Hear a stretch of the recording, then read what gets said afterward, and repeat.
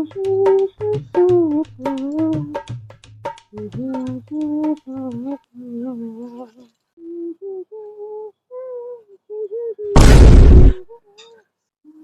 বাহ, ভালোই পারো।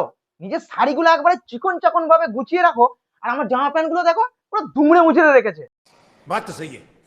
আমার বন্ধুরা সেদিনকে আমাকে কি বলছিল জানো? কি বলছিল? শোনো তাহলে। দেরি করছে কেন? কে জানে ঘরে কি কি করে। এই জন্য বিবাদী ছেলের সাথে মিশতে নেই। ফালতু ছেলে টাইম ইনভেস্ট করে শুধু। এরকম করে হয় নাকি? এক জায়গায় যাবো তার কোনো হুঁশ নেই, কিছু না। Moments later. আসছে তো ভাই কি হলো? দেরি হলো কেন? ভাই কি জামা কাপড় পরেছিস এটা? একটা ভালো জায়গায় যাচ্ছি, দুমড়ানো মুজে জামা কাপড় চলে এসেছিস এখানে। তোর বউ কি তোকে ধরে মুজরে দিয়েছে নাকি ভাই?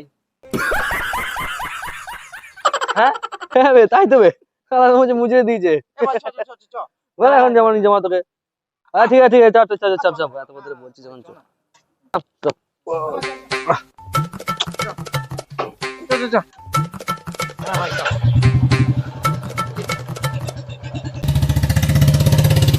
আমার বন্ধুরা আমাকে নিয়ে রহস্য করে জানো, আমি এই প্যান্ট জামা পরি বলে দুমড়ানো মুচড়ানো।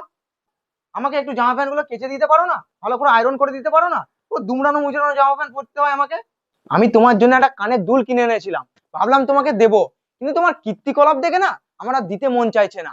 আমি এই বাজারে যাচ্ছি এক্ষুনি, এইটা ফেরত দিয়ে একটা আলমারি কিনে নেবো। বলো আলমারি না, ছাড়ো। এই জামা প্যান্ট গুলো আমি তখন ওই আলমারিতে ভালোভাবে ভরে রাখবো, তোমাকে আর গুছাতে হবে না। আমি গেলাম। 2 hours later. এই আলমারিতে একমাত্র আমার জামা প্যান্ট থাকবে, একদম তুমি তোমার শাড়ি রাখবে না। এই আলমারি শুধু আমার। কানের দুলও গেল, আলমারিও গেল। Music. ছলো নয়নে হাসি মাখা বদন।